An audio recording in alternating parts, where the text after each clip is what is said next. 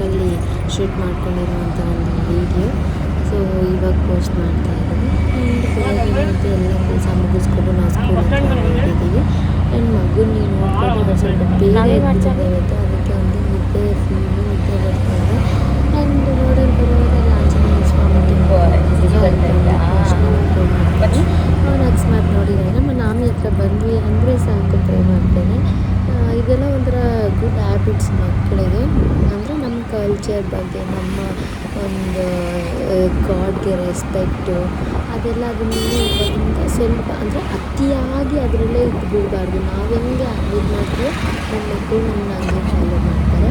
ಯಾವುದೇ ಅತಿ ಮಾಡಿದ್ರೂ ಎಲ್ಲ ಕೆಟ್ಟದೆ. ಸೊ ಇಲ್ಲಿ ಮತ್ತು ನಾವಿಲ್ಲಿ ಬಂದಮೇಲೆ ಬಸ್ಸಾರು ಮಾಡಿದೆ ನಾನಿವತ್ತು ತುಂಬ ದಿನಗಳಾದಮೇಲೆ. ಆ್ಯಂಡ್ ಮಮ್ಮಿ ಮನೆಯಲ್ಲಿ ನಾರ್ಮಲಾಗಿ ನನಗೆ ನಮ್ಮ ಮನೇಲಿ ಮಾಡಿ ಮಾಡಿ ರೂಢಿ ಆಗಿಬಿಟ್ಟು ಮಮ್ಮಿ ಮನೆಯಲ್ಲಿ ಯಾವ್ದು ಏನು ಅಂತ ನನಗೆ ಕನ್ಫ್ಯೂಸ್ ಆಗುತ್ತೆ. ಸೊ ನಾನು ಇಲ್ಲೊಂದು ಮಿಸ್ಟೇಕ್ ಮಾಡಿದ್ದೀನಿ, ಅದೇನು ಅಂತ ಲಾಸ್ಟಲ್ಲಿ ಹೇಳ್ತೀನಿ, ನೋಡ್ತಾ ಇರಿ. ಆ್ಯಂಡ್ ಹೆಸರು ಕಾಳು ಹಾಕ್ಬಿಟ್ಟು ಬೇಯೋಕ್ಕೆ ಸೊಪ್ಪೆಲ್ಲ ಕಟ್ ಮಾಡಿ ತೊಳೆದು ಇಟ್ಕೊಂಡು ಇಲ್ಲಿ ಮಸಾಲೆಗೆಲ್ಲ ಫ್ರೈ ಮಾಡ್ಕೊತಾ ಇದ್ದೀನಿ. ಏನಿಲ್ಲ, ಎಣ್ಣೆಯಲ್ಲಿ ಜೀರಿಗೆ ಮತ್ತು ಬೆಳ್ಳುಳ್ಳಿ, ಈರುಳ್ಳಿ ಹಾಕ್ಕೊಂಡು ಫ್ರೈ ಮಾಡ್ಕೊಳ್ಳೋದು. ಅದಾದಮೇಲೆ ಕೊಬ್ಬರಿ, ನಾನು ಹುಣಸೆಹಣ್ಣು ಬಳಸಲ್ಲ, ಯಾಕೆಂದರೆ ಹುಣಸೆಹಣ್ಣು ಬಳಸಿದ್ರೆ ಏನು ಎದೆ ಎಲ್ಲ ಉರಿ ಥರ ಬಂದುಬಿಡುತ್ತೆ ಬಸ್ಸಾರು ತಿಂದಿದ ತಕ್ಷಣ. ಸೊ ನಾವು ಹುಣಸೆಹಣ್ಣು ಬಳಸಲ್ಲ, ಅದ್ರ ಬದಲಾಗಿ ಟೊಮೆಟೊನೇ ಸ್ವಲ್ಪ ಜಾಸ್ತಿ ಹಾಕ್ಕೊತೀನಿ ಹುಳಿಗೋಸ್ಕರ. ಆ್ಯಂಡ್ ಇದೆಲ್ಲದನ್ನು ಫ್ರೈ ಮಾಡಿಕೊಂಡು ಸ್ವಲ್ಪ ತಣ್ಣಗಾದಮೇಲೆ ಇದರಲ್ಲೇ, ಇಲ್ಲಾಂದರೆ ಇವಾಗೇ ಪರವಾಗಿಲ್ಲ, ಸಾಂಬಾರು ಪೌಡರು ಮತ್ತು ಮೆಣಸಿನ ಪುಡಿ ಕೂಡ ಹಾಕಿ ಆ ಬಿಸಿಯಲ್ಲಿ ಒಂದು ಸತಿ ಬೆಚ್ಚಗೆ ಮಾಡಿಕೊಂಡ್ರೆ ಚೆನ್ನಾಗಿರುತ್ತೆ. ನಾವೆಲ್ಲ ಫ್ರೈ ಮಾಡ್ಕೊಳ್ಳೋ ಅಷ್ಟರಲ್ಲೇ ಇಲ್ಲಿ ಬೇಳೆಗಳು ಸ್ವಲ್ಪ ಒಂದು 70% ಅಷ್ಟು ಬೆಂದಿತ್ತು. ಅದಕ್ಕೆ ಸೊಪ್ಪನ್ನ ಸೇರಿಸ್ಬಿಡ್ತಾಯಿದ್ದೀನಿ. ಸೊಪ್ಪು ಸೇರಿಸಿ ಒಂದು 2 ಮಿನಿಟ್ಸ್ ಅದನ್ನ ಕುದಿಯೋಕ್ಕೆ ಬಿಟ್ಬಿಟ್ಟು, ಅದು ಸ್ವಲ್ಪ ಸೊಪ್ಪು ಕಮ್ಮಿ ಆಗುತ್ತಲ್ವ, ಅಂದರೆ ನೀರಲ್ಲಿ ಬಾಯ್ಲ್ ಆಗುತ್ತಲ್ವ, ಅದಾದಮೇಲೆ ಸಾಲ್ಟನ್ನ ಆ್ಯಡ್ ಮಾಡೋದು. ಸಾಲ್ಟ್ ಆ್ಯಡ್ ಮಾಡಿ ಮತ್ತೆ ಬೇಯಿಸ್ಕೊಳ್ಳೋದು. ಸೊ ಆವಾಗ ಬೇಳೆನೂ ಕರೆಕ್ಟಾಗಿ ಬೇಯುತ್ತೆ, ಸೊಪ್ಪು ಸರಿ ಹೋಗುತ್ತೆ. ಆ್ಯಂಡ್ ನೀವಿಲ್ಲಿ ನೋಡ್ಬೋದು, ನಾನು ಈ ಮಸಾಲೆಗೆಲ್ಲ ಫ್ರೈ ಮಾಡ್ಕೊಂಡಿದ್ದೀನಿ. ಇದ್ರ ಜೊತೆಗೆ ಬೇಯ್ತಾ ಇದೆ ಅಲ್ವ, ಇದನ್ನು ಕೂಡ ಸ್ವಲ್ಪ ಸೊಪ್ಪನ್ನ ಕೂಡ ಹಾಕ್ಕೊಂಡು ರುಬ್ಕೊಳ್ಳೋದು ಬಸ್ಸಾರಿಗೆ.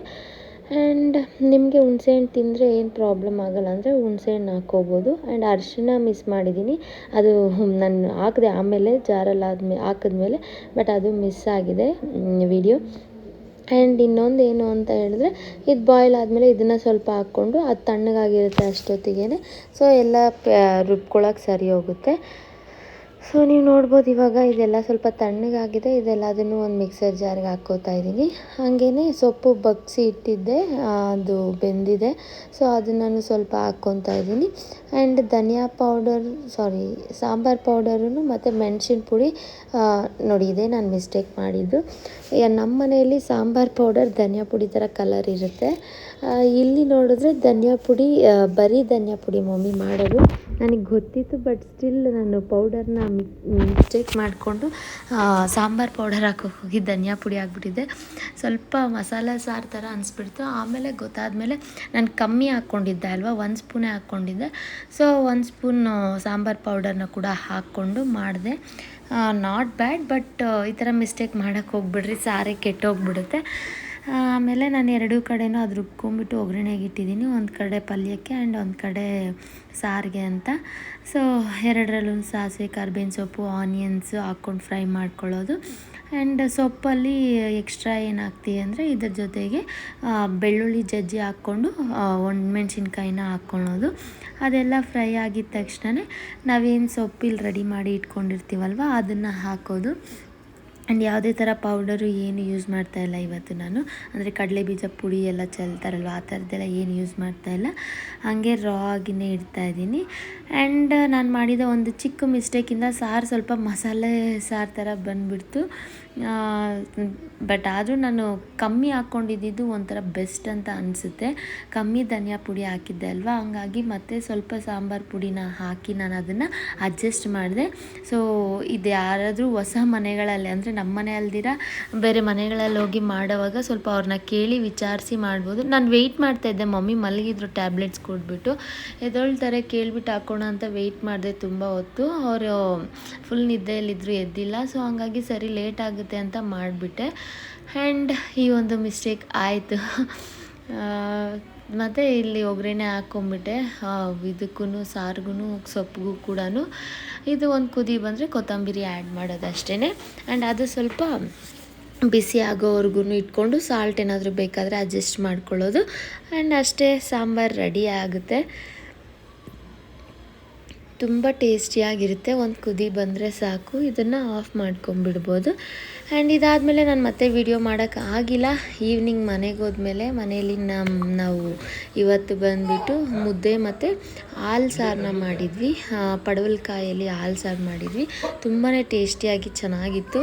ಆ್ಯಂಡ್ ಊಟ ಮಾಡ್ಕೊಂಡು ನಾನು ಇಲ್ಲಿಂದ ಹೋಗೋ ಅಷ್ಟರಲ್ಲೇ 8:30 ಆಗಿಬಿಡುತ್ತೆ ಅಲ್ವಾ.